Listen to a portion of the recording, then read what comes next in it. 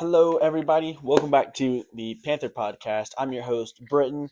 Unfortunately, Owen's not here. He's got a really high fever, so it's just me.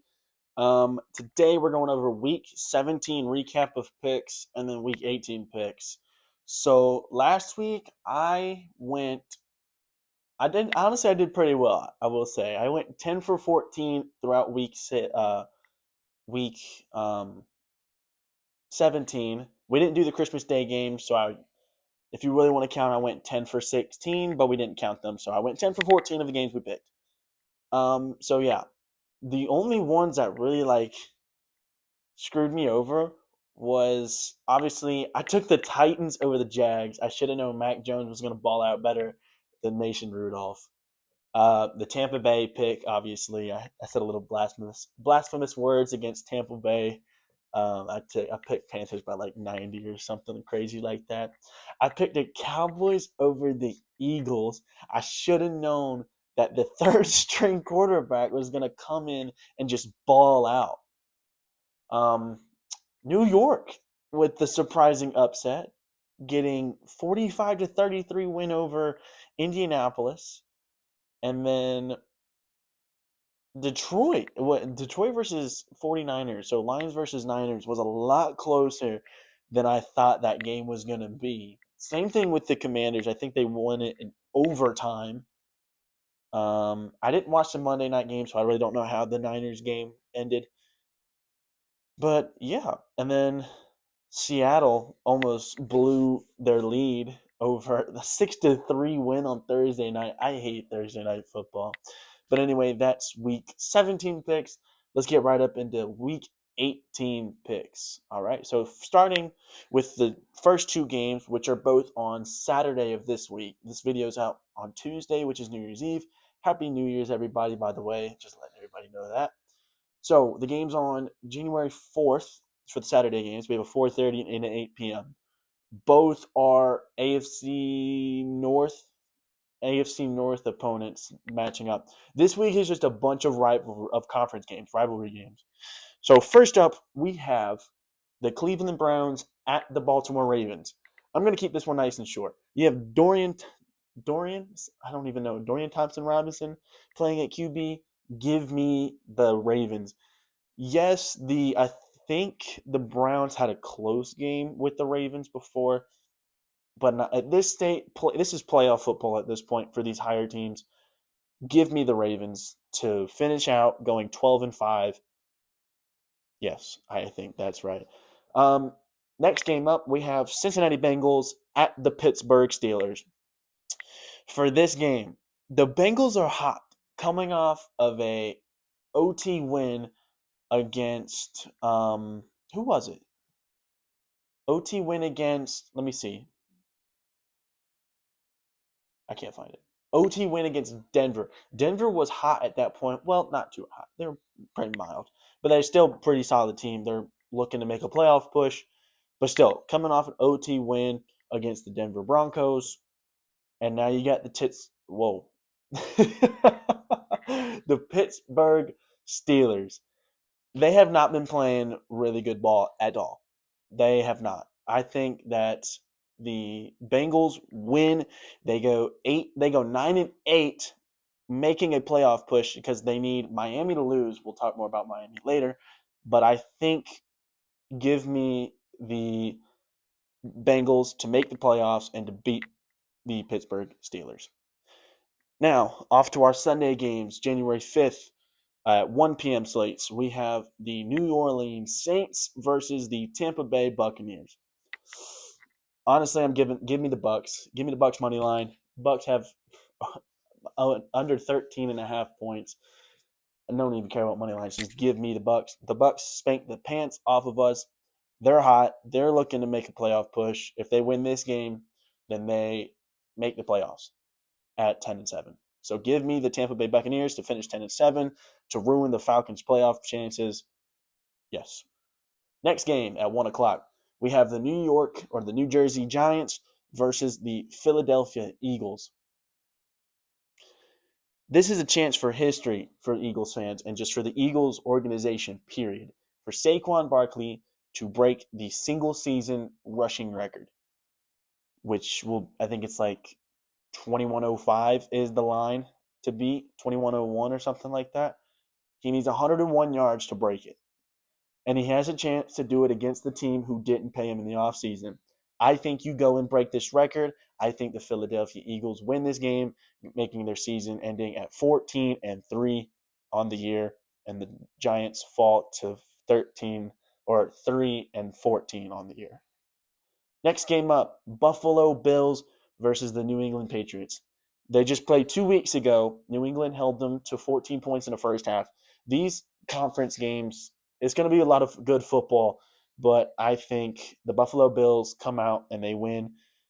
And they have -3 on here for their money line. I'm still taking the Bills. Bills are playing playoff football at this point. Now, the thing is, if they don't play their starters, I don't know. It's hard to tell because if they don't play their starters, like if they don't play Josh Allen, Shakir, whatever his name is, I don't know his name, um, Keon Coleman, Amari Cooper, James Cook, if they don't play a lot of their starters, then I think New England can still have a chance to win. But I'm still taking the Bills. It's going to be a lot because it's going to be hard to tell of who's going to win because a lot of these teams, like the good teams, not really playing their starters. Like the Eagles, they might not play Saquon Barkley at the end of this season. The Bengals will play their starters because they're looking to make a playoff push. But like the Ravens, I don't know if they will play their starters. It's just hard to tell. But I'm confident. I'm taking the Bills over the Patriots. Next game up at 1 is the Jacksonville Jaguars versus the Indianapolis Colts. Another AFC South matchup this week for the Colts. Jags are coming off a win. The Colts are coming off a loss against the Giants.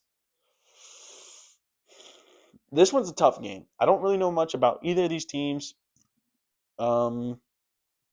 Honestly, I'm going to say give me the Colts. I like the Colts in this matchup. I don't think the Jaguars' offense is quite as hot at the moment because even though Indianapolis lost, they put up 33 points against a pretty solid Giants defense. So give me the Colts to win that to end their season at 8-9, or yeah, 8-9, and then for the Jacksonville Jaguars to end at 4-13. Next game up, we have another AFC South matchup. A Houston Texans take on the Tennessee Titans. I think the Titans might have beat the Texans earlier this year when they played. I want to take CJ Stroud led Houston Texans, but I'm leaning more towards Tennessee though, but I don't know. Tennessee are the 1 point favorites in this game. I don't know, man. I think I'm going to take Houston Texans. They might not be as hot. They might not. They're pretty injury fled, but they're making a playoff push. It's going to be Stroud, Collins, and Mixon leading the way to lead their team to another playoff push. They're already made the playoff because they've already clinched the AFC South. So give me the Texans to win this game to end their season at 10-7. Next up, we have the Chicago Bears taking on the Green Bay Packers. I'm not even going to talk much about this game. Caleb Williams, don't get me wrong, he's an amazing quarterback. He's done really well this season. I think one thing is he needs to get a better offensive line around him, kind of like how Bryce was last year. Caleb Williams has been one of the most sacked quarterbacks in NFL history, and that's coming from a Panther fan last year with Bryce Young. He's been sacked more times than Bryce. He's been pressured more times than Bryce was last year. We know how it feels over here in Carolina, but I'm sorry, give me the Green Bay Packers to end their season at 12-5 and to make a playoff push. Next up at, I think, still at 1 o'clock, we have the Washington Commanders versus the Dallas Cowboys. I am going to take the Washington Commanders. They're playing for a playoff push. They're trying to play for the 6th seed instead of the 7th seed. So I think they might not play their starters the whole game. Maybe if it's a blowout, they might pull out James Daniels, Terry McLaurin, all those guys. But I'm giving the Commanders this win to end their season at 12-5 and to get the 6th seed in the AFC South or in the AFC. The last 1 o'clock game is the Carolina Panthers versus the Atlanta Falcons in Atlanta. I talked a little bit about this last video, not very much. The only thing that Panthers have to do to win this game is to stay on Penix, pressure in his face, and to just um, hold the receivers, hold Drake London accountable. Don't let him get too much separation. Watch the run game. Bijan might have himself a day, but I'm taking the Panthers. Obviously, it's a little bit biased. Give me the Panthers to end 5-12, and the Atlanta Falcons to end 8-9 on the season, and then that punches Atlanta's ticket right out of the playoffs. So no playoff push for Atlanta if Carolina wins this. If they do, the Atlanta Falcons need the um, Tampa Bay Buccaneers to lose their game against the Saints, but I don't really see that happening. Give me the Panthers and that matchup. Now, for the 4 o'clock games, we got a 4:30 game here. We have San Francisco 49ers versus Arizona Cardinals. It's a pretty even matchup. They're one game difference between each other. San Francisco, I think they pretty much went toe to toe with one of the top seeds in the NFL, period, with the Lions last week. And I don't know. It's going to be a tight game. Give me the 49ers. I think the Cardinals have been on a little bit of a losing drought, so I think they're going to end their season at 7-10, while the 49ers raised to 7-10 as well on the season. So give me the 49ers. Next matchup at 4:30, we have the Miami Dolphins versus the New Jersey Jets. Give me the Dolphins. The Jets have not been playing well. Aaron Rodgers didn't put up any points in the whole quarter or in the whole game.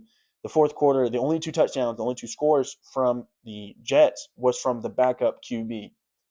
Give me Miami Dolphins to end their season at 9-8, while the Jets fall to 4-13. Next up, we have another 4:30 game: the Seattle Seahawks versus the Los Angeles Rams. I want to take Seattle, but after putting up 6 points to the Bears, I know it was a little rainy in Chicago, but still, 6 points. You got to learn how to play in those conditions. The Seattle Seahawks have been eliminated from playoff contention, so they're going to be a little bit mad at their uh, division leaders right now, which is the Rams. So, I still think the Rams have been playing super well. Puka's been playing well. Matthew Stafford's been playing really well. Even Kyron Williams, he's been a little bit sluggish, just stats wise. Hasn't been running the ball as much because they're another big passing offense with Puka Nacua, Cooper Kupp, and a bunch of other guys with Matthew Stafford throwing a rock. I'm going to take the Los Angeles Rams in this one over the Seattle Seahawks. So I have the Rams finishing 11-6, while the Seahawks finish 9-8. Next up, we have another 4:30 game. This is not the last one. We have the Los Angeles Chargers versus the Las Vegas Raiders. Ooh, that's another good game, but I still think Raiders are coming off a little bit of a win streak. They won 2 in a row, which has been the first time in forever since the Raiders have won 2 in a row. Trust, I know how it feels as a Panther fan. We beat the Saints and Giants. Let's go, 2 in a row. But still, I'm taking the Chargers in this one. I don't think they're going to play as hard, but I still think they're going to push. They've already clinched a playoff spot. They're either fighting for the 6 or the 7 seed. They're fighting. Right now they have the 7, but they're competing with the Denver Broncos. If the Chargers manage to lose this game, and the Broncos somehow manage to win against the Chiefs, which is the next game up, then the Broncos would take the Charger spot, because I think the Chargers or the Denver Broncos hold the tiebreaker over the Chargers. In that game, I'm going to take the Chargers, though. I don't see them beating the Raiders. If the Raiders do happen to win, good on the Raiders, but I don't think they will, just considering that they want to keep their draft stock. They're not gonna fight. You got Desmond Ridder. They beat the Saints. It's all right. But I'm taking the Chargers in that matchup. Next matchup, which I just mentioned before, is the Kansas City Chiefs versus the Denver Broncos. This one's a little bit of a heated one. So the Broncos are going to play. They're going to play strong. They're going to play fast, I feel like. and they're going to try and beat the Chiefs to get a playoff spot because they need the Chargers to lose and they need the Broncos need to win. So if the Broncos somehow come out with a win, they need to somehow the Chargers need to lose. But I'm sticking with my gut. Unfortunately, I am taking the Kansas City Chiefs just because I don't think the Broncos are quite on that level quite yet to be a powerhouse of a team. They're not as strong as they once were, but I still think the Chiefs. You can't beat the Chiefs when it comes to playoffs. So give me the Kansas City Chiefs to end their season at 16-1, and the Denver Broncos fall to 9-8. Now, for the last game of the regular season, we have another shootout back to back on Monday night or on Sunday night. Excuse me. We have this determines the one seed in the NFC. We have the Minnesota Vikings versus the Detroit Lions. Both teams are at 1-2. Both are sitting at 14-2. Whoever wins this game will become the one seed in the NFC. So a lot is riding on this. Vikings are hot right now. Sam Darnold's playing the best ball I've ever seen Sam Darnold play. The Lions have been playing so well too. This one's tough. But I think I want to take the upset. Vikings are going to be mad on. Vikings are mad from the last time they played early in the year and they lost by like a couple points. Give me the Vikings to become the one seed in the NFC. I have the Vikings winning this game and winning the NFC one seed home field advantage for the upcoming playoffs. I have the Minnesota Vikings winning this game and ending their season at 15-2, while the Detroit Lions lose and at 14-3. There's no Monday night football. That was the last game of the NFL regular season.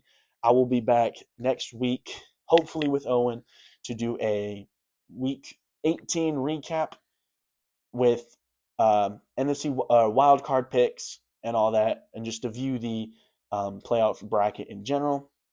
As always, Panther fans, keep pounding. Don't forget to like and subscribe. This is your host, Britton. Peace. I'll see y'all next time. Bye.